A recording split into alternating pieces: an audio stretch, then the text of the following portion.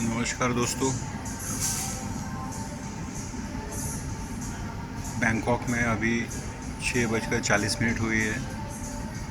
आप सवेरे का ट्रैफिक देखिए। लोग सुबह से ही काम में लग जाते हैं और ट्रैफिक नियम का बहुत ही अच्छे से पालन करते हैं। यहाँ पे ज़्यादा ट्रैफिक पुलिस वगैरह नज़र नहीं आती और अपने लेन में चलते हैं। उसके कारण एक्सीडेंट्स भी कम होते हैं। आप सुबह देखिए इतना ट्रैफिक है, तो जहाँ पे मार्केट एरिया वगैरह होगा वहाँ पे थोड़ा सा जाम रहता है, लेकिन हमारे भारत के हिसाब से कम जाम रहता है। तो हमें हमारे में अनुशासन लाना बहुत ज़रूरी है कि जिससे हर चीज़ में हम लोग प्रगति कर सके। ये देखिए आज थाईलैंड जो है पर कैपिटा इनकम यानी एनुअल 6 लाख के ऊपर है और हम लोग जो है 1,90,000 के पास है। कितनी तफावत है। आज उनका रुपया भी हमारे से मजबूत है। जो लोग थाई बात बोलते हैं, आसपास हमारा 2 रुपये 70 पैसे का, उनका 1 रुपया होता है। और बहुत छोटी कंट्री है और बहुत ऐसा ये भी नहीं कि बहुत एजुकेटेड है हमारे से, लेकिन डिसिप्लिन अनुशासन होने के कारण वो लोग हमारे से आगे बढ़ गए। करप्शन भी कम है और लोगों का इनकम भी अच्छा है। आप गाड़ी की क्वालिटी के हिसाब से आप देख रहे होंगे, यहाँ पे होंडा की गाड़ी चलती है, टोयोटा की गाड़ी चलती है। कुछ तो हम अपने मारुति की भी गाड़ी देखी है, बहुत कम, लेकिन यहाँ पे अच्छी फोर्ड की भी गाड़ी चलती है। बहुत अच्छी गाड़ी ये लोग चलाते हैं क्योंकि इनका इनकम अच्छा है और दिन रात काम में लगे रहते हैं। यहाँ के रास्ते भी जो है ज़्यादातर टार रोड है कि जिससे गाड़ी स्मूथ चलती है, टायर को नुकसान नहीं होता है, एक्सीडेंट्स कम होते हैं।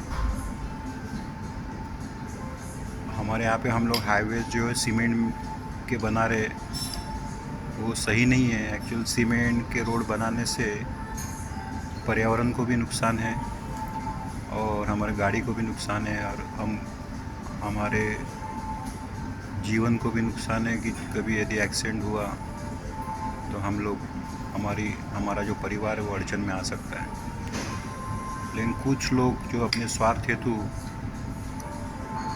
ये सब चीज़ें जो है वो अनदेखा कर रहे हैं, वो अपना स्वार्थ देख रहे हैं थोड़े से कमाई के लिए, या थोड़ा सा बोलो या ज़्यादा भी। हमारे यहाँ पे सिर्फ 5% 10% लोग ही खुश है, बाकी लोगों की हालत ख़राब है। यदि हमने करप्शन कम किया तो उसके लिए हमें स्कूलिंग से डिसिप्लिन लाना पड़ेगा और देश हित के बारे में और देश प्रेम जगाना होगा कि जिससे हमारे बच्चे जो है वो समझ सके। अब यहाँ पे देखिए आपको कचरा कुछ दिखेगा नहीं, बराबर साफ़ सफाई लोग बराबर अपने डस्टबिन में डालते हैं। हमारे यहाँ पे गुटखा पान खा के इधर उधर थूकते हैं। तो सरकारें भी कितना करेगी और कैसा कचरे का नियोजन होगा। यहाँ पे तो रास्ते में भी प्लास्टिक वगैरह मिक्स करते हैं टार रोड में। हम लोग भी कर सकते हैं और हमें तो हमारी टेक्नोलॉजी यदि हम बढ़ाते हैं तो हमारा देश आगे बढ़ सकता है। कोई भी देश जो आगे बढ़ा है वो टेक्नोलॉजी के आधार पर ही बढ़ा है। लेकिन हम लोग हमारे जीडीपी का सिर्फ 0.6% ही यूज़ कर रहे हैं। हमें थोड़ा टेक्नोलॉजी के ऊपर ध्यान देना होगा हर क्षेत्र में, कि जिससे हमारे जो देश है आगे बढ़ पाए। क्योंकि हमें पर्यावरण भी बचाना है, ज़मीन हवा पानी की शुद्धता को बचाना है, तो ही हमारे आगे की जो पीढ़ी है वो खुश रह पाएगी और अच्छी रह पाएगी। हमारे आगे की पीढ़ी का इनकम भी बढ़ सकता है।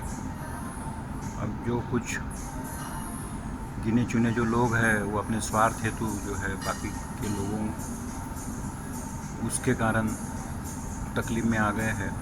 तो उन्हें सोचना चाहिए, यदि भारत देश बचेगा तो हम सभी लोग बचेंगे और हमारा भारत देश जो है आखिर तक इस धरती के ऊपर रहना चाहिए और हमारे भारत देश का नाम पूरे दुनिया में रोशन होना चाहिए। वैसे तो भारतीयों ने बहुत नाम कमाए हैं विदेशों में इधर उधर। भारतीय जब यहाँ पर आते हैं तो बहुत डिसिप्लिन में रहते हैं, तो वहाँ पे क्यों नहीं।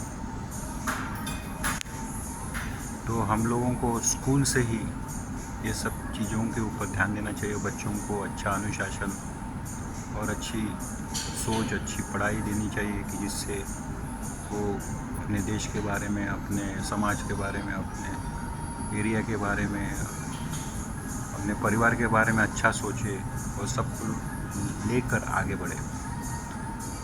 मेरा उद्देश्य यही था कि एक छोटा सा देश कि जो बहुत पिछड़ा हुआ था और आज भी यहाँ पे राजा का राज चलता है, उसके बावजूद भी इनका देश आगे बढ़ गया। हम लोग जो है रस्सा खींची में एक दूसरे के पैर खींचने में ही पीछे हो रहे हैं। हमारे यहाँ पे बहुत सारे ऐसे इतने टूरिस्ट जगह है कि जहाँ पे हम लोग अच्छे से डेवलप यदि किए तो बहुत सारा पैसा हमारे देश में आ सकता है। लेकिन टूरिस्ट प्लेस आप देख रहे होंगे कि बहुत गंदगी रहती है, बराबर जो इंतज़ाम होना चाहिए वो होता नहीं है। इसलिए हमारे यहाँ के कुछ लोग बाहर घूमने के लिए चले जाते हैं। तो इसके ऊपर भी सोचना होगा, टूरिज़्म को आगे बढ़ाना होगा, हर क्षेत्र को आगे बढ़ाना होगा, तब हमारा देश जो आगे बढ़ सकता है।